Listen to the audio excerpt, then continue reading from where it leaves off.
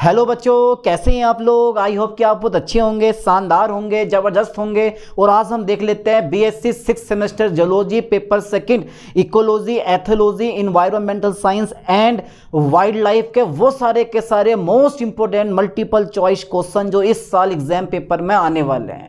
Only top 140 question, और यही question है जो एग्जाम पेपर में आएंगे। जिस तरह से सूरज पूरब से निकलता है उसी तरह से हर साल ये क्वेश्चन पेपर में रखे हुए मिलते हैं। चलिए अब देख लेते हैं वो कौन कौन से क्वेश्चन हैं जो इस साल आपके एग्जाम पेपर में फंसने वाले हैं।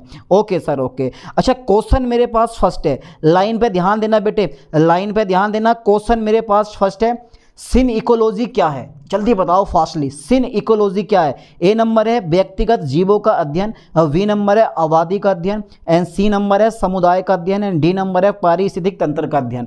तो यहाँ पर जो सिन इकोलॉजी होता है वो सी नंबर पे टिक लगाओ, समुदाय का अध्ययन होता है। देखो क्वेश्चन की लेंथ बहुत छोटी होगी और उसके ऑप्शन भी छोटे छोटे होंगे, ज़्यादा बड़े क्वेश्चन वो आपको रखेगा नहीं कभी भी, ध्यान देना। क्वेश्चन नंबर 2 है हमारा, दो प्रजातियों के बीच क्या संबंध है जहां एक को लाभ होता है और एक को नुकसान होता है? एक को लाभ होगा और एक को नुकसान होगा, जल्दी बताओ। अच्छा, पारस्परिकता, सहभोजिता, परजीविता, प्रतिस्पर्धा। ठीक है, परजीविता इज द राइट ऑप्शन। अच्छा, परजीविता का कोई एग्जाम्पल आपकी रियल लाइफ में है? अरे यार बहुत सारे एग्जाम्पल होते हैं, जैसे मच्छर जब हमें काटता है तो समझो वो एक परजीविता घटना होती है। ठीक है, ओके। क्वेश्चन नंबर 3 है, निम्नलिखित में से कौन सा जैव समुदाय में अजैविक कारक का उदाहरण है? अजैविक कारक, अजैविक कारक कितने प्रकार के होते हैं? उडम ने अजैविक कारकों को 3 भागों में डिवाइड किया, एक वायवीय होता है, दूसरा कार्बनिक होता है, तीसरा अकार्बनिक होता है। जितने भी वायवीय कारक होते हैं वो सबके सब तापमान, दाब, ये सब क्या होते हैं? ये सब अजैविक घटक तो होते हैं। अरे यार आप भी पता नहीं क्या करते हो। क्वेश्चन 4 है, निम्नलिखित में से कौन सा जैव समुदाय में की स्टोन प्रजाति हो सकती है? अच्छा, एक प्रमुख वृक्ष प्रजाति, बी नंबर है एक शीर्ष शिकारी, एंड सी नंबर है एक अपघटक, एंड डी नंबर है एक दुर्बल विशिष्ट पौधा। तो इसका बी नंबर पे टिक लगा दो, एक शीर्ष शिकारी। ठीक है, ओके। अच्छा, क्वेश्चन 5 है, एक अल्फा विविधता की अवधारणा का तात्पर्य है, यानी कि अल्फा विविधता की अवधारणा का तात्पर्य किस चीज़ से है? अरे जल्दी बताओ यार। एक ही जैव समुदाय के भीतर विविधता, वी नंबर है विभिन्न समुदाय में विविधता, एंड सी नंबर है इसका एक प्रजाति के भीतर विविधता, एंड डी नंबर है एक जीन्स के भीतर विविधता। तो राइट ऑप्शन हमारा कौन सा है? ए नंबर पर टिक लगाओ, विजिजक। ठीक है। अच्छा, क्वेश्चन 6 है, बीटा विविधता की अवधारणा का क्या तात्पर्य है? यानी कि बी दा लिख दिया मैंने, बीटा होना चाहिए था। बीटा विविधता की अवधारणा का क्या तात्पर्य है? तो ए नंबर है एक ही जैव समुदाय के भीतर विविधता, एंड बी नंबर है इसका विभिन्न समुदाय में विविधता, सी नंबर है एक प्रजाति के भीतर विविधता, एंड डी नंबर है एक जीन्स के भीतर विविधता। क्या लग रहा है आपको, क्या ऑप्शन होना चाहिए? तो ऐसे क्वेश्चन जो बिना पढ़े आए, पहले क्वेश्चन पढ़ना अच्छे से और फिर देखना उस क्वेश्चन में कौन कौन से वर्ड आपको मिल रहे हैं, उसी के अकॉर्डिंग आंसर पे टिक लगा देना। यहाँ पे बी ऑप्शन क्या है? राइट है। ओके, क्वेश्चन 7 है, प्राकृतिक वास ओवरलैप शब्द का तात्पर्य है। प्राकृतिक वास ओवरलैप शब्द का तात्पर्य किस चीज़ से है? ए नंबर प्रजातियों के बीच प्रतिस्पर्धा से, बी नंबर प्रजातियों की पारिस्थितिक भूमिकाओं में समानताएं, सी नंबर पारस्परिक interaction, and D number keystone प्रजातियों की परस्पर क्रिया। यहाँ पर आप बी नंबर पे टिक लगा दो। तो ऐसे क्वेश्चन बहुत मोस्टली इंपॉर्टेंट होते हैं, ध्यान देना। अच्छा, क्वेश्चन नंबर मैं 8 की बात करता हूँ। मेरे पास क्वेश्चन नंबर 8 आ गया है, पारिस्थितिक का जनक किसे माना जाता है? जल्दी बताओ बेटे फास्टली कि पारिस्थितिक का जनक किसे माना जाता है? भाई मुझे नहीं पता, आप खुद से बताओ इस क्वेश्चन का ऑप्शन क्या होना चाहिए, जल्दी बताओ। अच्छा ठीक है, इस क्वेश्चन का ऑप्शन है अर्नेस्ट हैकेल को। ठीक है, ओके, बहुत इंपॉर्टेंट क्वेश्चन है ये, क्वेश्चन पेपर में आता है। ठीक है।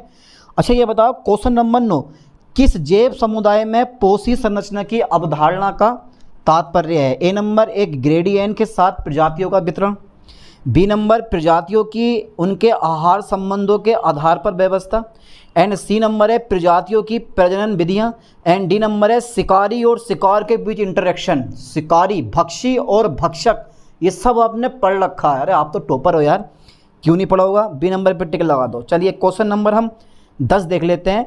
भारत में पारिस्थितिक का जनक किसे माना जाता है? भारत में पारिस्थितिक का जनक किसे माना जाता है? जल्दी बताओ भाई, मुझे नहीं पता, जल्दी बताओ, आप बताओ। तो ये माना जाता है प्रोफेसर रामदेव मिश्रा को। ठीक है, ओके। अच्छा क्वेश्चन नंबर 11 बड़ा शानदार क्वेश्चन है। पारिस्थितिक में बायोम शब्द का क्या अर्थ है?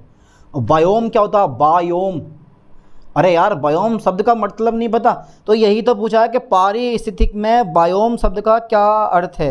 ए नंबर है पारिस्थितिक तंत्र के भीतर एक विशिष्ट आवास, बी नंबर है जैविक संगठन की सबसे छोटी इकाई, और सी नंबर है इसका किसी विशेष क्षेत्र में रहने वाले जीवों का जैव समुदाय, और डी नंबर है इसका विशिष्ट पौधे और पशु समुदाय वाला एक बड़ा भौगोलिक क्षेत्र। D number is the right option. अच्छा क्वेश्चन नंबर 12, जैव विविधता संवर्धन किसके कारण होता है? अनुकूल परिस्थितियाँ, बी नंबर है प्रतिकूल परिस्थितियाँ, एंड सी नंबर है अनुवांशिक बहाव एंड लिंकेज। बी नंबर पे टिक लगा दो, ठीक है, प्रतिकूल परिस्थितियाँ। ओके सर, लगा दिया, ठीक है, कोई दिक्कत नहीं है। अच्छा क्वेश्चन नंबर 13 है, निम्नलिखित में से कौन सा प्रतिगामी अनुक्रमण का उदाहरण है? प्रतिगामी अनुक्रमण पता ना इसके बारे में? अरे आपको सब पता है अगर आपने पढ़ा होगा तो, ठीक है। निम्नलिखित में से कौन सा प्रतिगामी अनुक्रमण का उदाहरण है? सवाना भैया, सवाना, नोट शबनम, सवाना। अच्छा मधुमक्खी और फूल के बीच का संबंध एक उदाहरण है। मधुमक्खी और फूल के बीच का एक संबंध किस चीज़ का उदाहरण है? सहभोजिता का, पारस्परिकता का, परजीविता का, शिकार का। बी नंबर पारस्परिकता का, ठीक है। क्वेश्चन 15 है, एक पारिस्थितिक तंत्र में एक शेर के लिए जेबरा उदाहरण है। भैया शेर तो भक्षी है और जेबरा क्या? शिकार, एक शिकार करने वाला शिकारी और शिकार होने वाला शिकार, समझ गए चीज़ को?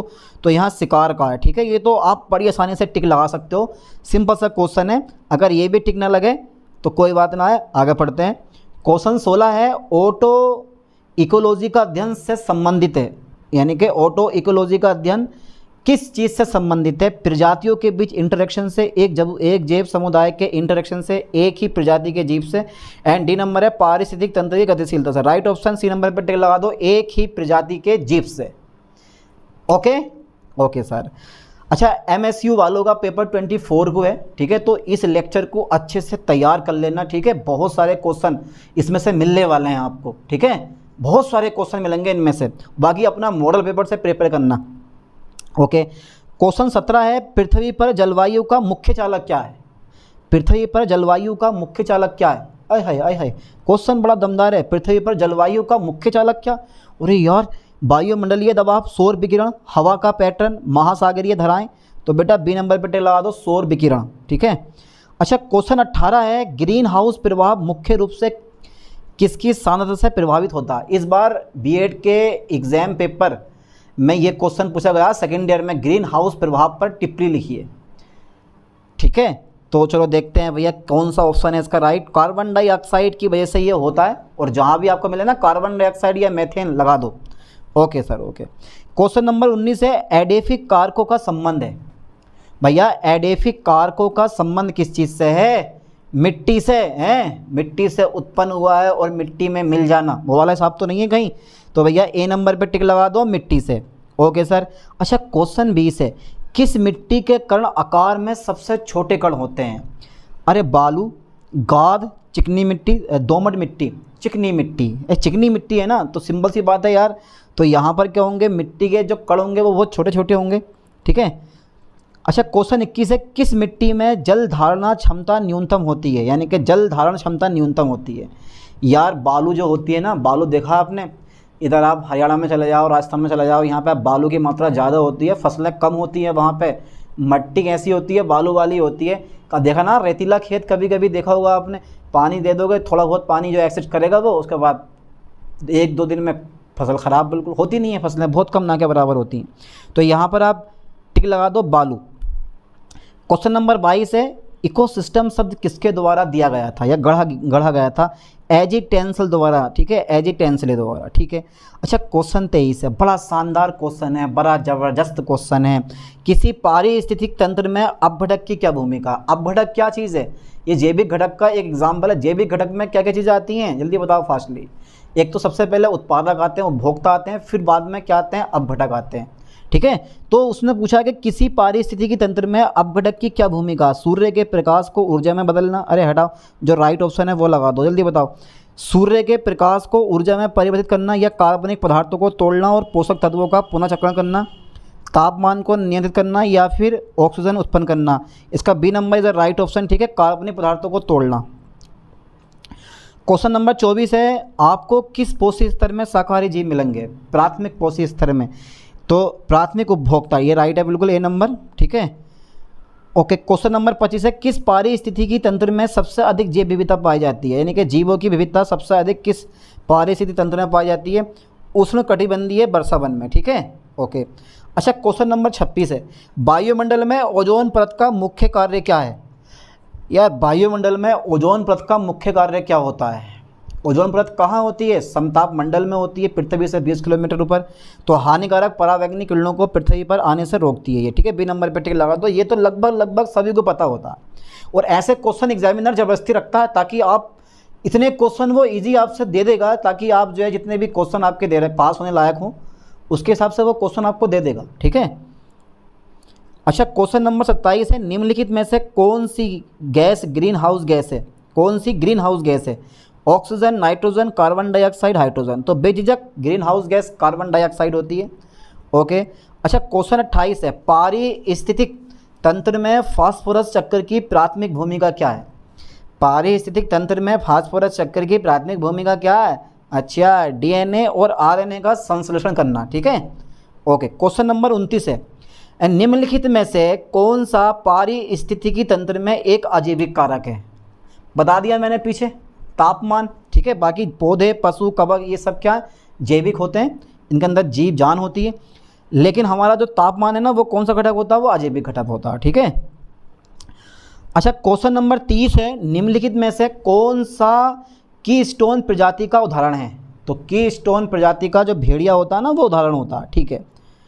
ओके, क्वेश्चन 31 है, निम्नलिखित में से कौन सा नियम एक पोषी स्तर से दूसरे पोषी स्तर तक स्थानांतरित ऊर्जा की मात्रा की व्याख्या करता है? ये नियम कहता है आपसे कि भैया जो 100% ऊर्जा सूर्य की आती है, उसमें से 90% ऊर्जा जो होती है वो पेड़ पौधे यूज़ कर लेते हैं, और 10% ऊर्जा जो होती है वो अगले पोषी स्तर में ट्रांसफ़र कर दी जाती है। वहाँ पे 90% ऊर्जा लॉस होती है और 10% ऊर्जा आगे ट्रांसफ़र कर दी जाती है। और यही कारण है कि जो तृतीय उपभोक्ता और चतुर्थ उपभोक्ता होते हैं, यानी कि सर्वोच्च मांसाहारी जानवर होते हैं, ठीक है, उनकी संख्या कैसी होती है? कम होती है, क्योंकि वहाँ तक ऊर्जा पहुँचते पहुँचते बहुत कम ऊर्जा बचती है ना। ये नियम आपसे यही तो कहता है, ये 10% रूल हो गया हमारा। ओके, आगे बढ़ाता हूँ मैं। क्वेश्चन 32 है, कार्बन चक्र में अपघटक की प्राथमिक भूमिका क्या है? वही कार्बनिक पदार्थों को तोड़ना और उनका भैया छोड़ना, पता ना क्या का बवाल है। क्वेश्चन 33 है, पारिस्थितिक तंत्र में पोषी स्तरों के बीच ऊर्जा हस्तांतरण की दक्षता सीमा क्या है? पारिस्थितिक तंत्र में पोषी स्तरों के बीच ऊर्जा वही कितनी? 10 से 20%। सी नंबर पे टिक लगा दो, ठीक है। अच्छा, क्वेश्चन नंबर 34 है, किसी पारितंत्र में ऊर्जा का पिरामिड है? ऊर्जा का पिरामिड देखा ना?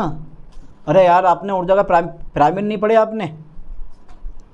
हमेशा सीधा भी होता, उल्टा भी होता, कभी कभी सीधा धुरी के आसपास। किसी पारितंत्र में ऊर्जा का पिरामिड सीधा होता हमेशा, ठीक है, ये लाइन पे ध्यान दें। तालाब का पिरामिड उल्टा होता। ओके, आगे बढ़ाता हूँ मैं इस चीज़ को। ये आ गया हमारा। क्वेश्चन 35 है, नाइट्रोजन चक्र में अपघटक का प्राथमिक कार्य होता है। तो अपघटक चाहे कार्बन चक्र हो, फास्फोरस चक्र हो या नाइट्रोजन चक्र हो, अपघटक का एक काम होता है कार्बनिक पदार्थों को तोड़ना, ठीक है। लाइन पे ध्यान देना, इसमें कहाँ पर है ढूंढ लो। यह है कार्बनिक पदार्थों को तोड़ना और नाइट्रोजन यौगिक छोड़ना। वाहन क्षमता क्या है? वाहन क्षमता क्या है? अच्छा, आवाज सादा ABCD लिखा हुआ है इसमें। अधिकतम जनसंख्या आकार जो एक पर्यावरण समर्थन कर सकता है, जनसंख्या में जीवों की संख्या। वाहन क्षमता क्या है? लाइन पे ध्यान देना। अधिकतम जनसंख्या आकार जो एक पर्यावरण समर्थन कर सकता है। और सा नंबर है किसी प्रजाति का औसत जीवन काल, एंड दा नंबर है किसी जनसंख्या का प्रजनन की दर। तो उसका राइट ऑप्शन ए नंबर पे टिक लगा दो, ठीक है। Okay sir. क्वेश्चन 37 है, के चयनित प्रजाति के जीवों की विशेषताएं क्या है? यूनिट सेकंड आ गई हमारी है, थर्ड है पता नहीं सेकंड है, चलो देख लो जरा एक बार चेक कर लो। के चयनित प्रजाति के जीवों की विशेषताएं क्या हैं? के चयनित प्रजाति के जीवों की विशेषताएं क्या हैं? अरे अल्पकालिक हैं, मरने से पहले केवल एक बार प्रजनन करते हैं, या बी नंबर है दीर्घजीवी, अपेक्षाकृत कम बच्चे पैदा करते हैं। Okay sir, okay. अच्छा, क्वेश्चन 38 है, अचयनित प्रजाति के जीवों की विशेषता क्या है? पहला ऑप्शन पढ़ो ऑप्शन, पढ़ लिया ऑप्शन, ठीक है। अब कौन सा ऑप्शन इसका राइट लग रहा है भैया? डी नंबर पर टिक लगा दो। अल्प आयु बहुत से बच्चे पैदा करता है, ठीक है। अच्छा, क्वेश्चन 39 है, रेगिस्तानी बायोम में पौधों का प्रमुख अनुकूलन क्या है? कुशल जल धारण के लिए चौड़ी पत्तियाँ, बी नंबर पानी की कमी को कम करने के लिए मोटी छल्ली, सी नंबर सूर्य के प्रकाश के अधिक अवशोषण के लिए सूर्य जैसी पत्तियाँ, एंड डी नंबर बाष्पोत्सर्जन के लिए बड़ा सतह क्षेत्र। तो बी नंबर पर टिक लगा दो। अरे जो मरुस्थलीय पौधे होते हैं ना, वहाँ पे पानी कभी कभी पड़ता, लेकिन फिर भी तुमने कुछ पौधे को देखा होगा वहाँ पर जो कि जीवित खड़े रहते हैं। ठीक है, वो क्या करते हैं, एक बार में अपने अंदर इतना पानी स्टोर कर लेते हैं कि 5-6 महीने लगातार चलता रहता है उनके अंदर से पानी। क्वेश्चन नंबर 40 है, चोपरल बायोम के अन्य स्थलीय बायोम से क्या क्या अलग करता है। चोपरल बायोम को अन्य स्थलीय बायोम से क्या अलग करता है। अत्यधिक तापमान, शंकुधारी वृक्षों की प्रचुरता, बार बार जंगल की आग लगना, या फिर परमाफ्रॉस्ट। बेटा राइट ऑप्शन सी नंबर पर टिक लगाओ बेझिझक। ओके सर, लगा दिया। जय हिंद, जय भारत। आगे बढ़ते हैं। क्वेश्चन 41 है, अल्पाइन टुंड्रा बायोम की विशेषता क्या है। जल्दी बताओ बेटे, अल्पाइन टुंड्रा बायोम की विशेषता क्या है। परमालस्ट की उपस्थिति, बी नंबर है उज्जै विविधता, कम तापमान अधिक ऊंचाई, और पर्णपाती वृक्षों की प्रचुरता। तो सी नंबर पर टिक लगा दो, कम तापमान और अधिक ऊंचाई। चलिए क्वेश्चन नंबर 42 में चेक करता हूँ। रिले, ठीक है, फ्लोरिस्टिक्स की अवधारणा केंद्र में कौन सा कारक है। बेझिझक लगा दो, प्रजातियों की परस्पर क्रिया में परिवर्तन। ओके, क्वेश्चन 43 है, एक ज्वालामुखी विस्फोट जो अपने पीछे बंजर लावा क्षेत्र छोड़ जाता है, इसका उदाहरण है। एक ज्वालामुखी विस्फोट जो अपने पीछे एक बंजर लावा क्षेत्र छोड़ जाता है, इसका उदाहरण है, वो है भैया द्वितीयक अनुकरण का। ठीक है, यानी कि द्वितीयक अनुक्रमण का। अच्छा, क्वेश्चन 44 है, किसी कारक को, क्वेश्चन 44 है हमारा, किसी कारक को अनुक्रमण का चालक नहीं माना जाता। ए नंबर जलवायु परिस्थितियाँ, बाधा, मिट्टी की संरचना, या प्रजाति समृद्धि। डी नंबर पर टिक लगा दो, प्रजाति समृद्धि इज ए राइट ऑप्शन। अच्छा, क्वेश्चन 45 है, किसी क्षेत्र, कौन सा क्वेश्चन है हमारा, ये जे वाला क्वेश्चन आ गया हमारा, ये जे वाला। तो क्वेश्चन कहना क्या चाह रहा है आपसे, किसी क्षेत्र की दो भिन्न वनस्पतियों के बीच संक्रमणकालीन क्षेत्र है। किसी क्षेत्र की दो भिन्न वनस्पतियों के बीच संक्रमणकालीन क्षेत्र है। इकोटीन है, हाँ, इकोटोन, एकड़, इकोक्लाइन, या इकोटाइप। तो बेटा ए नंबर पर टिक लगा दो, इकोटोन। ठीक है। क्वेश्चन 46 है, किस प्रकार के जनसंख्या वृद्धि वक्र की विशेषता बिना किसी सीमित कारकों के घातांक की वृद्धि है। एस आकार का वक्र, बी नंबर जे आकार का वर्ग, एन सी नंबर लॉजिस्टिक वर्ग, या डी नंबर घटता हुआ वर्ग। क्या लग रहा है ऑप्शन इसका, जे आकार का वर्ग। ठीक है, बी पे टिक लगा दो। अच्छा, क्वेश्चन 47 आ गया हमारा, लॉजिस्टिक ग्रोथ मॉडल में जनसंख्या वृद्धि को सीमित करने वाला प्राथमिक कारक क्या है। जल्दी बताओ, लॉजिस्टिक ग्रोथ मॉडल में जनसंख्या वृद्धि को सीमित करने वाला प्राथमिक कारक क्या है। अबे अभी 47 क्वेश्चन हुए हैं और तुम सोने लगे। पूरी वीडियो देख के हटो, क्योंकि 140 क्वेश्चन है इसमें, यानी कि 140 क्वेश्चन है, और इन 140 क्वेश्चन में से काफ़ी क्वेश्चन आपके एग्जाम पेपर में फंसने वाले हैं। कल बता देना कि सर आपके क्वेश्चन इतने फंसे हैं। ठीक है, चलिए देखते हैं आगे, और देख लेना पक्का, छोड़ना मत। लॉजिस्टिक ग्रोथ मॉडल में जनसंख्या वृद्धि को सीमित करने वाला प्राथमिक कारक क्या है भाई, वाहन क्षमता। ठीक है, ओके सर, ओके, लगा दिया सी नंबर पे। अच्छा, क्वेश्चन नंबर 48 है, सेनन बीनर सूचकांक का क्या ध्यान में रखता है। यानी कि सेनन बीनर सूचकांक क्या ध्यान में रखता है, केवल प्रजाति समृद्धि, केवल प्रजाति क्षमता, या दोनों प्रजातियों की समृद्धि और क्षमता। ना तो प्रजाति समृद्धि और ना ही क्षमता। क्या लग रहा है इसको आपका राइट ऑप्शन। भैया इसका राइट ऑप्शन सी नंबर पे बेझिझक टिक लगा दो। ओके, लगा दिया सर, लगा दिया, खुश। अच्छा, क्वेश्चन नंबर 49 है, पारस्परिकता इसका उदाहरण है प्रतिस्पर्धा का, शिकार का, सहजीवन का, या परजीविता का। तो भैया सहजीवन का। ठीक है, ओके सर, ये भी लगा दिया। क्वेश्चन 50 है, खाद्य श्रृंखला में पोषी स्तरों की संख्या सीमित होने का कारण है। खाद्य श्रृंखला में पोषी स्तरों की संख्या सीमित होने का कारण है ऊर्जा उपलब्धता, पोषक तत्वों की उपलब्धता, शिकारी जलवायु संबंध कारक। तो राइट ऑप्शन ए पे टिक लगा दो। ठीक है, ऊर्जा उपलब्धता। Okay sir, done, very good. अच्छा, क्वेश्चन 51 है, प्रतिस्पर्धी बहिष्करण सिद्धांत किसने दिया था। GF गोज ने। लगा दो टिक एक पे, GF गोज ने। बहुत इंपॉर्टेंट क्वेश्चन है। अब तुम खुद देख लो यार, कितने इंपॉर्टेंट क्वेश्चन मैंने बनाए हैं, लिए हैं। ठीक है, इसलिए आपको अच्छे से तैयारी कर लेनी है, छोड़ना मत एक भी क्वेश्चन। क्वेश्चन नंबर 52 है हमारा, निम्नलिखित में से कौन अग्रणी प्रजाति का उदाहरण है। पेड़, घास, लाइकेन, भेड़िया। तो भैया अग्रणी प्रजाति जो होती है ना, वो लाइकेन होती है। ठीक है, आपको करना क्या है, बस क्वेश्चन देखना है, उसका आंसर देख लेना है बस। और कल को जो है एग्जाम पेपर या परसों को आपका एग्जाम पेपर है एमएसयू वाले और 24 को, और बाकी जिनका भी जहाँ भी एग्जाम पेपर है वो इस लेक्चर को जरूर पक्का देख के जाना। अच्छा, निम्नलिखित में से कौन सा प्रदूषण, तो यहाँ पे लाइकन लगा दिया, क्वेश्चन 53 देख लेते हैं। निम्नलिखित में से कौन सा प्रदूषक ग्रीन हाउस गैस है जो ग्लोबल वार्मिंग में योगदान दे रहा है? तो यार तुम्हें पता होना चाहिए, carbon dioxide is a very important, ठीक है। तो यहाँ पे डायरेक्ट लगा दो, कौन सा गैस ग्रीन हाउस गैस है? तो कार्बन डाइऑक्साइड है, कहीं आएगा, डी नंबर पे टिक लगाओ, ठीक है, डी नंबर पे कार्बन डाइऑक्साइड।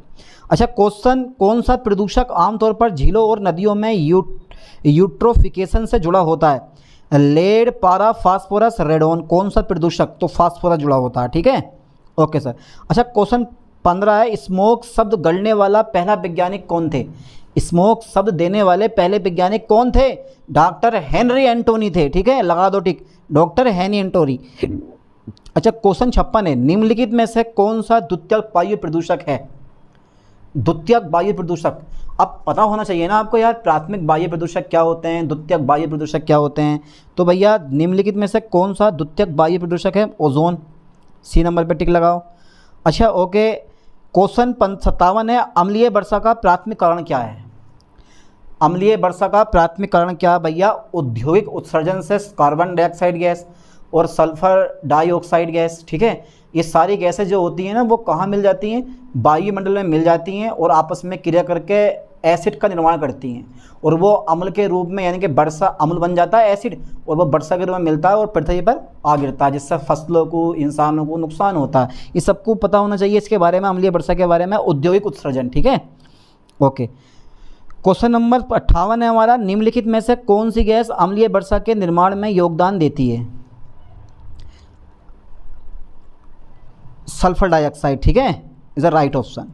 मैंने बोल दिया देखो, सल्फर डाइऑक्साइड, ठीक है, ठीक है सर। अच्छा क्वेश्चन 59 है, अम्लीय वर्षा की पीएच सीमा क्या है? 6.0 से 7.0, 4.5 से 5.5, 8.0 से 9.0 एंड 1.0 से 3.0। तो यार ये अम्लीय वर्षा में तो जब इसका पीएच का मान 1 से लेकर 3 तक है तो ये तो बड़ा हाई एसिड होगा यार, तगड़ा वाला एसिड है ये, है भैया। तो यहाँ पे टिक लगा दो 1.0 से 3.0 तक। अच्छा क्वेश्चन नंबर 60 है हमारा, अम्लीय वर्षा मुख्यतः किसके ऑक्साइड के कारण होती है? पोटेशियम और तांबा, नाइट्रोजन और सल्फर, बोरोन और सिलिकॉन, मैग्नीशियम और सल्फर, हमेशा नाइट्रोजन और सल्फर। आप भी पे टिक लगा दो, ठीक है। क्वेश्चन 61 है, फोटोकेमिकल स्मोक का प्राथमिक स्रोत है औद्योगिक उत्सर्जन, ठीक है, राइट ऑप्शन, ए पे टिक लगाओ। क्वेश्चन 62 है, फोटोकेमिकल स्मोक से जुड़ा एक विशिष्ट रंग क्या है? नीला, लाल, भूरा, हरा। तो बेटा राइट ऑप्शन लगाओ, सी नंबर पे भूरा, ओके। क्लासिकल स्मोक का प्राथमिक कारण क्या है? औद्योगिक उत्सर्जन, कृषि अपवाह, ज्वालामुखी गतिविधि या कोयले का जलना, कोयले का जलना, ठीक है, ओके। बस इन क्वेश्चन को एक बार ठीक से देख लो, रट्टा मत मारना, कभी रट्टा मारो हाँ जाओ जाओ जाओ जाओ जाओ जाओ ऐसे करते रहो, रट्टा मत मारना, बस समझना ठीक से इस चीज़ को एक बार, और क्वेश्चन का आंसर देख लो कौन सा, अगर एग्जाम पेपर में सेम टू सेम क्वेश्चन आ गया आप कर जाओगे, ठीक है। अच्छा क्लासिकल स्मोक का मुख्य घटक क्या है? ओजोन, सल्फर डाइऑक्साइड, वाष्पशील कार्बनिक यौगिक, कड़ी का तत्व, बी नंबर पर टिक लगा दो, सल्फर डाइऑक्साइड, ठीक है, ओके। अच्छा मैं आगे बढ़ाता हूँ, क्वेश्चन 65 है, वायुमंडल में ग्रीन हाउस गैसों की प्राथमिक भूमिका क्या है? ग्रीन हाउस गैस की प्राथमिक भूमिका क्या है? ये भैया अल्ट्रा वायलेट रो को अवशोषित करती हैं और पुनः प्रसारित करती हैं। आप बी नंबर पर टिक लगा दो बेझिझक, ओके सर लगा दिया। क्वेश्चन 66 है, पृथ्वी की जलवायु पर ग्रीन हाउस प्रभाव का प्राथमिक प्रभाव क्या है? अरे यार ग्लोबल वार्मिंग, इतना हाई टेम्परेचर बढ़ता जा रहा है, निकल जाएगा धुआं। इसका सा नंबर लगा दो, यानी कि सी नंबर लगा दो इसका, ओके। अच्छा पृथ्वी के तापमान को बनाए रखने में ग्रीन हाउस प्रभाव का प्राथमिक कार्य क्या है?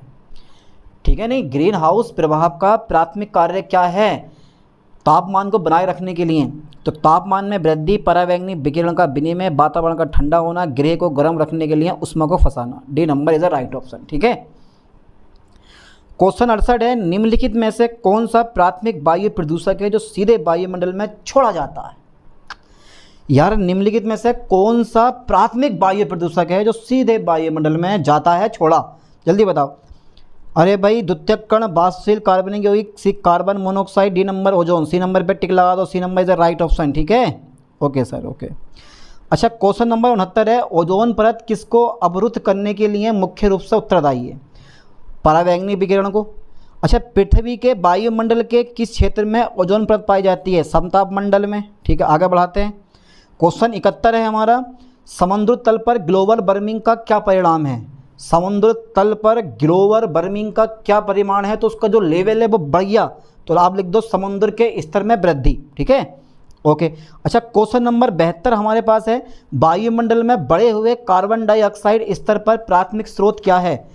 औद्योगिक उत्सर्जन, बेझिझक लगा दो। ठीक है। अच्छा, क्वेश्चन 73 है, धुआं, राख, धूल क्या क्या हैं? अरे नहीं यार, धुआं, राख, धूल किसके मुख्य स्रोत हैं? जल्दी बताओ। धुआं, राख और धूल किसके मुख्य स्रोत हैं? प्राथमिक वायु प्रदूषक के। ठीक है, ओके ओके ओके, ए नंबर पर टिक लगा दो। सर लगा दिया। क्वेश्चन 74 आ गया, वायु में कार्बन डाइऑक्साइड का प्रतिशत कितना होता है? भैया 0.03%, इसका 12 नंबर है 21% एंड 78% एंड 3%, तो 0 से यहाँ पे टिक लगा दो आप, 0.03%। Okay sir. अच्छा, क्वेश्चन 75 है, यूट्रोफिकेशन क्या है? जल्दी बताओ बेटे, यूट्रोफिकेशन क्या है? Y God, eutrophication. सर ये तो पहली बार सुन रहे हैं शब्द, यूट्रोफिकेशन क्या होता है? आप ही बता दो क्या है। डायरेक्ट सी नंबर पे टिक लगाओ, पोषक तत्वों के साथ पानी का अत्यधिक संवर्धन। ओके। अच्छा, क्वेश्चन नंबर 76 है हमारा, शहरी क्षेत्रों में मानव जनित ध्वनि प्रदूषण का प्राथमिक स्रोत क्या है? शहरी क्षेत्रों में मानव जनित ध्वनि प्रदूषण का प्राथमिक स्रोत क्या है? हवा, ट्रैफिक, बर्ड सॉन्ग, वर्षा। टू टू टू टू शहरों में आवाज़ आती रहे, तो क्या आंसर है इसका? ट्रैफिक। ठीक है, ओके ओके। क्वेश्चन 17 है, ध्वनि की तीव्रता या तीव्रता मापने की इकाई को हम क्या बोलते हैं? डेसिबल। ठीक है, ओके। आता नहीं है, जब आप चेन्नई सुपर किंग्स का मैच देखते हो तो जब महेंद्र सिंह धोनी की एंट्री होती है तो वो बताता है आपको कि 10 dB का जो है वो मतलब शोर हो रहा है ना, तो आप ध्वनि को जो है ना हमेशा डेसिबल में नापते हो। ओके। क्वेश्चन 78 है, किस पोषी स्तर में जैव आवर्धन सबसे अधिक स्पष्ट होता है? प्राथमिक उत्पादक, प्राथमिक उपभोक्ता, द्वितीयक उपभोक्ता एंड तृतीयक उपभोक्ता में। ठीक है, डी नंबर पे टिक लगा दो। अच्छा, क्वेश्चन नंबर 79 है, 79, बायो क्या लगवाइए? बायोमेडिएशन क्या है? भैया डायरेक्ट लगाओ, बिना ऑप्शन पढ़े, बड़े बड़े हैं। पर्यावरण प्रदूषकों को साफ करने के लिए जीवित जीवों का अनुप्रयोग। ओके सर, लगा दिया। अच्छा, क्वेश्चन 80 है, फाइटोरेमेडिएशन में पौधों की प्राथमिक भूमिका क्या है? ऑक्सीजन उत्पादन, मृदा स्थिरीकरण, प्रदूषकों को जमा करना, माइक्रोबियल गतिविधि बढ़ाना। तो राइट ऑप्शन सी नंबर है, प्रदूषकों को जमा करना। Okay sir. अच्छा, मैं एक बात और कहना चाहूँगा आपसे, क्वेश्चन नंबर 81 देख लो, फिर बाद में बताऊँगा। बायोरेमेडिएशन को किस पर्यावरणीय साधन में लागू किया जाता है? वायु में, पानी में, मिट्टी में, उपयुक्त सभी में। डी नंबर पर टिक लगा दो, उपयुक्त सभी में। ओके। क्वेश्चन 82 है, इन सीटू बायोरेमेडिएशन का लक्ष्य क्या है? ओ भैया, प्रदूषकों का उनके मूल स्थान पर उपचार करना। राइट ऑप्शन नंबर कौन सा है? सी नंबर पर टिक लगा दो। Okay sir. क्वेश्चन 83 है, फाइटोरेमेडिएशन में एजेंट है, फाइटोरेमेडिएशन का एजेंट है कवक, पौधे, वायरस, माइक्रोप्लाज्मा। तो बेटा इसका राइट ऑप्शन बी नंबर पर टिक लगा दो, बेझिझक। ठीक है सर, लगा दिया, लगा दिया। जय हिंद, जय भारत। आगे बढ़ते हैं। क्वेश्चन 84 है, अम्लीय वर्षा मुख्यतः वायुमंडल में किन गैसों के छोड़े जाने के कारण होती है? सल्फर डाइऑक्साइड, और देख लो जरा, और नाइट्रोजन ऑक्साइड। ठीक है, सल्फर डाइऑक्साइड और nitrogen oxide. Okay. Question number 85 है, चेरनोबिल परमाणु आपदा का प्राथमिक कारण क्या था? भूकंप, सुनामी, सुरक्षा परीक्षण के दौरान मानवीय त्रुटि। ये सुरक्षा परीक्षण के दौरान मानवीय त्रुटि। क्वेश्चन 86 है, कार्बन क्रेडिट का प्राथमिक उद्देश्य क्या है? कार्बन उत्सर्जन को प्रोत्साहित करना, बी नंबर पर्यावरणीय क्षति की भरपाई करना, C number greenhouse gas उत्सर्जन को कम करना, वनों की कटाई का बढ़ावा देना, and C number is the right option. ठीक है, आगे बढ़ाते हैं। क्वेश्चन नंबर 87 है, बीओडी का पूर्ण रूप है? तो बायोकेमिकल ऑक्सीजन डिमांड। ठीक है, सी नंबर पर टिक लगा दो, बायोकेमिकल ऑक्सीजन डिमांड इसकी फुल फॉर्म होती है। ऐसी यूएनसीईडी का अर्थ है, ठीक है, यानी कि ए नंबर पर टिक लगा दो, पर्यावरण और विकास पर संयुक्त राष्ट्र सम्मेलन। ओके। अच्छा, क्वेश्चन नंबर 89 है, क्योटो प्रोटोकॉल कब अपनाया गया था? क्योटो प्रोटोकॉल कब अपनाया गया था? सन 1997 में अपनाया गया था। ठीक है। अच्छा, क्वेश्चन नंबर 90 है, ई कचरे में मुख्य रूप से शामिल है? ई कचरा तो इलेक्ट्रॉनिक उपकरण। ठीक है, अरे आता ना है ई रिक्शा, इलेक्ट्रॉनिक रिक्शा, तो इसमें इलेक्ट्रिक उपकरण संभव होते हैं। अच्छा, क्वेश्चन नंबर 91 है, बायोडिग्रेडेबल कचरे में शामिल है? खाद्य अवशेष। लगा दो सी नंबर पे। ओके सर लगा दिया। क्वेश्चन 92 है, भोपाल गैस त्रासदी कब हुई थी? अरे नाम सुना होगा आपने, भोपाल गैस त्रासदी कब हुई थी? सन 1984 में, ठीक है। Okay sir. अच्छा क्वेश्चन नंबर 93 है, भोपाल में यूनियन कार्बाइड कीटनाशक संयंत्र से कौन सी गैस लीक हुई? भोपाल में यूनियन कार्बाइड कीटनाशक संयंत्र से कौन सी गैस लीक हुई? तो मिथाइल आइसोसाइनेट, ठीक है। ओके सर लगा दिया इस पर भी टिक। श्री माइल आइलैंड दुर्घटना कब घटी? 1979 यानी कि 1979 में।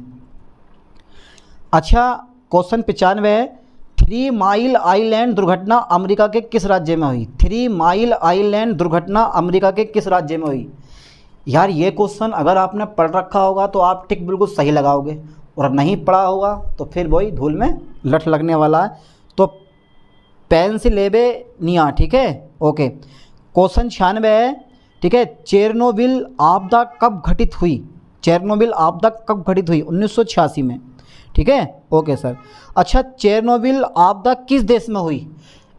चलो ये तो मैं मानता हूँ कि चेरनोबिल आपदा हुई, किस देश में हुई? तो रूस, यूक्रेन, बेलारूस, कजाकिस्तान। तो यहाँ पे आप टिक लगाओ यूक्रेन पे, ठीक है, यूक्रेन में हुई थी। क्वेश्चन 98 है, भारत में गंगा एक्शन प्लान GAP कब शुरू किया गया था? 1985 में, ठीक है। Okay sir. तो यार देखो क्वेश्चन छोटे हैं, ऑप्शन भी छोटे हैं, तो ऐसे क्वेश्चन पूछने के ज़्यादा चांसेस रहते हैं। कभी भी वो आपसे लॉन्ग क्वेश्चन नहीं पूछेगा या ऐसा क्वेश्चन नहीं पूछेगा जिसके ऑप्शन ज़्यादा बड़े बड़े हो। ऑप्शन भी छोटे होंगे, क्वेश्चन भी छोटा होगा, ठीक है, क्योंकि दोनों तरफ वो इंग्लिश हिंदी लिख के देता है, एक तरफ इंग्लिश में एक तरफ हिंदी में। आप पिछले पेपर उठा के देख लो, कभी कभी पेपर देख लो आप, चाहे जोलॉजी फर्स्ट पेपर आपने दे रखा वो पेपर उठा के देख लो आप, हमेशा आपको क्वेश्चन छोटा मिलेगा, ऑप्शन भी उसके छोटे मिलेंगे, पर सटीक मिलेंगे, बिल्कुल सटीक एकदम। क्वेश्चन नंबर 99 है, कौन सी बायोगैस का प्राथमिक घटक है? कौन सी गैस बायोगैस का प्राथमिक घटक है? भैया मीथेन है, ठीक है, राइट ऑप्शन। अच्छा क्वेश्चन 100 है, ग्लोबल वार्मिंग का मुख्य कारण क्या है? सौर विकिरण, फसल चक्र, ग्रीन हाउस प्रभाव या ज्वालामुखी विस्फोट? राइट ऑप्शन सी पे लगा दो, ग्रीन हाउस प्रभाव। ओके सर लगा दिया। अच्छा क्वेश्चन नंबर 101 है, नमामि गंगे कार्यक्रम किस वर्ष शुरू किया गया था? नमामि गंगे कार्यक्रम किस वर्ष शुरू किया गया था? जल्दी बता दो। 2014 में, 2014 में, ठीक है। अच्छा क्वेश्चन नंबर 102 है, एथियोलॉजी में वर्णित सीखने के 2 प्रकार क्या हैं? एक है सहयोगी और एक है गैर सहयोगी, ठीक है, लगा दो ए नंबर पे टिक बेझिझक। अच्छा क्वेश्चन नंबर हमारा कौन सा आएगा भाई? 103 आएगा। थको मत, अभी 100 क्वेश्चन हुए हैं, अभी 40 क्वेश्चन बकाया हैं यार, अभी डरो मत। अच्छा क्वेश्चन नंबर 103 आता है, निम्नलिखित में से कौन संकेडियन लय का उदाहरण है? ए नंबर सर्दियों के दौरान भालुओं में शीत निद्रा, बी नंबर पक्षियों के प्रवासी पैटर्न, सी नंबर चमगादड़ों की रात्रिकालीन गतिविधियां, डी नंबर उपर्युक्त सभी। लगा दो उपर्युक्त सभी।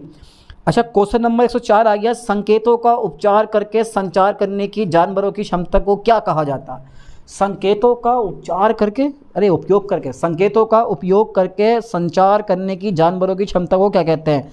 संचारी तो बोलते हैं। लो भैया मैंने बी नंबर पे टिक लगा दिया, बी नंबर पे टिक लगा दिया हमने भी। क्वेश्चन नंबर 105 है, निम्नलिखित में से कौन सा सीखा हुआ व्यवहार का उदाहरण है? सजगता, प्रभाषण, वृत्ति, उपकरण और का उपयोग, यानी कि उपकरण का उपयोग। डी नंबर पे टिक लगा दो। ओके। अच्छा 106 क्वेश्चन आ गया, अनुभव के माध्यम से व्यवहार में संशोधन को क्या कहते हैं? अनुभव के माध्यम से व्यवहार में संशोधन को क्या कहते हैं? कंडीशनिंग। ओके ओके, ए नंबर पे टिक लगा दो। क्वेश्चन 107 है, किसी संभावित खतरे से बचने के लिए जानवर की सहज प्रतिक्रिया को क्या कहा जाता है? स्वाभाविक क्रिया, ठीक है, ए नंबर पे टिक लगा दो। क्वेश्चन 108 है, वह प्रक्रिया जिसके द्वारा जानवर एक दूसरे के साथ संवाद करने के लिए संकेतों का उपयोग करते हैं कहलाती है संचार। ये मैंने ऊपर ही बता दिया आपको। तो देखो अगर आपने ये लेक्चर कवर कर लिया ना, तो इससे रिलेटेड कोई क्वेश्चन आपसे पूछता भी है ना, तो भी उसका आप बिल्कुल राइट ऑप्शन दे पाओगे। पर ये क्वेश्चन पढ़ने बहुत ज़रूरी हैं, समझ के पढ़ना, अच्छे से पढ़ना, ध्यान से पढ़ना, रुक रुक के पढ़ना, ठीक है, ज़्यादा जल्दीबाजी मत करना, ठीक है। क्वेश्चन नंबर 109 है, वह प्रक्रिया जिसके द्वारा जानवर जीन के माध्यम से अपनी संतानों में और व्यवहार पारित करते हैं कहलाती है? सांस्कृतिक प्रसारण, सामाजिक शिक्षा, आनुवांशिक विरासत, अभ्यसतता। तो C number is the right option, ठीक है। अच्छा क्वेश्चन 110 है, जीवन के अनुभवों द्वारा व्यवहार में परिवर्तन कहलाता है परिपक्वता। बी नंबर पर टिक लगा दें आप। 111 आ गया, आत्म त्यागपूर्ण व्यवहार को कहा जाता है, ठीक है, अल्टुइज्म, नेविगेशन, प्रवासन, अभिविन्यास, तो भैया अल्टुइम कहा जाता है। ठीक है, चलिए आगे देखते हैं। 112 आ गया। अल्टुइज्म का उदाहरण है कार्यकर्ता मधुमक्खी। ठीक है, चलिए बी नंबर पे टिक लगा दिया। क्वेश्चन नंबर 113 है, वृत्ति वह व्यवहार है जो है, ए नंबर है इसका अनुभव से सीखा, बी नंबर है किसी प्रजाति को विरासत में मिला हुआ और आंतरिक, सी नंबर है इसका सांस्कृतिक रूप से प्रसारित, और डी नंबर है कंडीशनिंग के माध्यम से विकसित। तो राइट ऑप्शन का बी नंबर पे टिक लगा दो, किसी प्रजाति को विरासत में मिला हुआ और आंतरिक। क्वेश्चन नंबर 114 है, एथियोलॉजी में प्रवृत्ति शब्द का क्या तात्पर्य है। एथियोलॉजी जो होती है उसमें इस प्रवृत्ति शब्द का क्या तात्पर्य है, सीखा हुआ व्यवहार, पर्यावरणीय अनुकूलन, वंशानुगत व्यवहार पैटर्न या स्वैच्छिक कार्य। तो बी सी नंबर पे टिक लगा दो, और वंशानुगत व्यवहार पैटर्न। अच्छा, क्वेश्चन नंबर 115 है हमारा, वृत्ति का कारण माना जाता है, वृत्ति का कारण क्या माना जाता है, सांस्कृतिक प्रभाव, यानी कि पर्यावरणीय प्रभाव, आनुवांशिक प्रभाव या सीखा हुआ प्रभाव। सी नंबर पे टिक लगा दो, आनुवांशिक प्रभाव। Okay sir. अच्छा, क्वेश्चन नंबर 116 है, जानवरों में परीक्षण और त्रुटि प्रक्रिया है, दो उत्तेजनाओं को जोड़ना, जटिल व्यवहार बनाना, अनुवांशिक लक्षणों को संशोधित करना और अनुभव के माध्यम से सीखना। तो डी नंबर पर टिक लगा दो, अनुभव के माध्यम से सीखना। अच्छा, क्वेश्चन नंबर 117 है, कौन सी ग्रंथि गुर्दे के ठीक ऊपर स्थित होती है, कौन सी ग्रंथि गुर्दे के ठीक ऊपर स्थित होती है, चेक करो। पिट्यूटरी, अधिवृक्क, अग्नाशय और अंडाशय। बी नंबर पर टिक लगा दो, अधिवृक्क। अच्छा, क्वेश्चन नंबर 118 है, निम्नलिखित में से कौन सा जैव विविधता का मुख्य घटक है, मोनोकल्चर, आनुवांशिक एकरूपता, प्रजाति समृद्धि, पर्यावास का विनाश। तो सी नंबर पर टिक लगा दो, प्रजाति समृद्धि। ठीक है। अच्छा, क्वेश्चन नंबर 119 है, वन्य जीव शब्द का तात्पर्य क्या है, पालतू जानवर, बी नंबर बगीचे में पौधे, सी नंबर पशु और पौधे अपने प्राकृतिक आवास में, डी नंबर चिड़ियाघर के जानवर। यहाँ पर सी नंबर पर टिक लगा दो, पशु और पौधे अपने प्राकृतिक आवास में। ठीक है, आगे बढ़ाता हूँ। क्वेश्चन नंबर 120 है, जैव विविधता क्या है, ए नंबर किसी क्षेत्र में चिड़ियाघरों की संख्या, बी नंबर पृथ्वी पर जीवन की विविधता, सी नंबर लुप्त प्राय प्रजातियों की संख्या, डी नंबर मानव प्रजातियों की विविधता। यहाँ पर आप बी पे टिक लगा दो। ठीक है, ओके। क्वेश्चन 121 है, कई लुप्त प्राय प्रजातियां द्वारा साझा की जाने वाली विशेषताएं हैं, कम प्रजनन दर, उच्च पोषण स्तर पर भोजन, सी नंबर व्यावसायिक रूप से मूल्यांकन एंड उपर्युक्त सभी। डी नंबर पर टिक लगा दो, उपर्युक्त सभी। ओके। क्वेश्चन नंबर 122 है, जैव विविधता हॉटस्पॉट की अवधारणा किसके द्वारा विकसित की गई थी, G Norman Myers, A J Tansley, E P Odum and कोर मंट्री। तो भैया आप टिक लगाओ ए नंबर पे, Norman Myers, doctor Norman Myers. Question 123 है हमारा, हॉटस्पॉट निर्धारित करने के लिए कौन सा मानदंड, ठीक है, नहीं है, स्थानीय बाघ, या बी नंबर खतरे की डिग्री, या सी नंबर प्रजाति विविधता, या डी नंबर आर्थिक मूल्य। डी नंबर पर टिक लगा दो, आर्थिक मूल्य। ठीक है, ओके सर। अच्छा, क्वेश्चन 125 है, निम्नलिखित में से किस राज्य में गिरवन स्थित है, गिरवन किस राज्य में प्रेजेंट है भाई, गिरवन गुजरात में। बी तक लगा दो आंसर। ओके, लगा दिया सर। क्वेश्चन 126 है, बांदीपुर राष्ट्रीय उद्यान निम्नलिखित में से किस राज्य में स्थित है, आंध्र प्रदेश, राजस्थान, असम, कर्नाटक में है भैया बांदीपुर जो है, ध्यान देना। ओके। क्वेश्चन नंबर 127 है, भारत में स्थापित पहला राष्ट्रीय उद्यान कौन सा, जिम कॉर्बेट पार्क। ठीक है, ये जिम कॉर्बेट नेशनल पार्क जो है ना वो रामनगर में है, ध्यान देना। ठीक है, और ये हमारे तरफ से लगभग 35 किलोमीटर दूर है। जिम कॉर्बेट पार्क जो है ना वो हमारे एरिया से 35 किलोमीटर दूर है। Okay sir, okay. अच्छा, क्वेश्चन नंबर 128 है, निम्नलिखित में से कौन सा तैरता हुआ राष्ट्रीय उद्यान है, कन्हा राष्ट्रीय उद्यान, बी नंबर काजीरंगा राष्ट्रीय उद्यान, और सी नंबर केबुल लामजाओ राष्ट्रीय उद्यान। इनमें से कोई नहीं। तो क्या लग रहा है भैया, निम्नलिखित में से कौन सा तैरता हुआ राष्ट्रीय उद्यान है, ए नंबर पे टिक लगा दो यार, चेक कर लेना इसको एक बार, कान्हा राष्ट्रीय उद्यान। अच्छा, क्वेश्चन नंबर 129 है, मुदुमलाई राष्ट्रीय उद्यान किसके लिए प्रसिद्ध है, बी नंबर कछुए के लिए। ठीक है। क्वेश्चन नंबर 130 है, सुंदरबन राष्ट्रीय उद्यान स्थित है, सुंदरबन पश्चिम बंगाल में है, सी नंबर पे टिक लगा दो। अच्छा, क्वेश्चन नंबर 131 है, राष्ट्रीय बीज निगम का प्राथमिक फोकस क्या है, ये लास्ट यूनिट के क्वेश्चन है, कुछ लिए हैं मैंने। क्वेश्चन नंबर 131 है, राष्ट्रीय बीज निगम का प्राथमिक फोकस क्या है, बीज उत्पादन एवं वितरण। ठीक है, अरे यार यही तो होता है, बीज का निर्माण करेगा और बेचेगा। क्वेश्चन नंबर 132, मन्नार की खाड़ी बायोस्फीयर रिजर्व किस राज्य में स्थित है, तमिलनाडु में। ठीक है, ओके सर, ओके। अच्छा, क्वेश्चन नंबर 133 है, क्योटो प्रोटोकॉल का मुख्य उद्देश्य क्या है, ओजोन परत संरक्षण, बी नंबर है जलवायु परिवर्तन समन, सी नंबर है जैव विविधता संरक्षण, या डी नंबर है समुद्री प्रदूषण की रोकथाम। तो यहाँ पर जो है बी नंबर पर टिक लगा दो, जलवायु परिवर्तन समन। ओके, क्वेश्चन नंबर 134 है, निम्नलिखित में से कौन इन विट्रो संरक्षण तकनीक का उदाहरण है? बीज bank, cryopreservation, C number वनस्पतिक उद्यान एंड वन्य जीव अभयारण्य। तो यहाँ पर बी नंबर पर टिक लगा दो, क्रायो प्रिजर्वेशन। ठीक है। क्वेश्चन नंबर 135 है, भारत के किस राज्य में सर्वाधिक बाघ अभयारण्य हैं? बाघ अभयारण्य हैं, जल्दी बताओ। मध्य प्रदेश में। ठीक है। Okay sir, okay. Question number 136 है, कौन सा राष्ट्रीय उद्यान बंगाल टाइगर की आबादी के लिए प्रसिद्ध है? ये तो सबको पता होना चाहिए। सरिस्का राष्ट्रीय उद्यान, बांधवगढ़ राष्ट्रीय उद्यान और सिमलीपाल राष्ट्रीय उद्यान, मानस राष्ट्रीय उद्यान। तो बी नंबर पर लगा दो, बांधवगढ़ राष्ट्रीय उद्यान। अच्छा, क्वेश्चन नंबर 137 है, कौन सा राष्ट्रीय उद्यान पक्षी अभयारण्य के लिए प्रसिद्ध है? पक्षी अभयारण्य के लिए कौन सा प्रसिद्ध है? तो पन्ना राष्ट्रीय उद्यान, पेंच राष्ट्रीय उद्यान, मानस राष्ट्रीय उद्यान या केवला देव राष्ट्रीय उद्यान। राइट ऑप्शन डी नंबर पर टिक लगाओ, केवला देव राष्ट्रीय उद्यान। क्वेश्चन नंबर 148 आ गया हमारा। क्वेश्चन नंबर 138 है, बायोस्फीयर रिजर्व का लक्ष्य है। बायोस्फीयर रिजर्व का क्या लक्ष्य होगा भाई? ए नंबर है औद्योगिक विकास को प्रोत्साहित करना, बी नंबर है मोनोकल्चर कृषि को बढ़ावा देना, सी नंबर संरक्षण को सतत विकास के साथ एकीकृत करना, डी नंबर है लुप्तप्राय प्रजातियों को खत्म करना। तो इसका जो आंसर है वो सी नंबर पर टिक लगा दो, संरक्षण को। ठीक है, सतत विकास के साथ एकीकृत करना। अच्छा, क्वेश्चन नंबर 138 हमारा हो गया। नहीं यार, ये क्वेश्चन नंबर 2 वाला लिखेगा 138। चलो कोई बात नहीं है। क्रायो बैंक का उपयोग किसके संरक्षण के लिए किया जाता है? ठीक है, ए नंबर पर टिक लगा दो, बेझिझक अत्यंत कम तापमान और आनुवांशिक सामग्री के लिए। क्वेश्चन नंबर 139 है, WCS का अर्थ है वन्यजीव संरक्षण सोसाइटी। ठीक है, सी नंबर पर टिक लगाओ। अच्छा, लास्ट क्वेश्चन बचा हमारा, क्वेश्चन नंबर 140, WCS किसके संरक्षण पर केंद्रित है?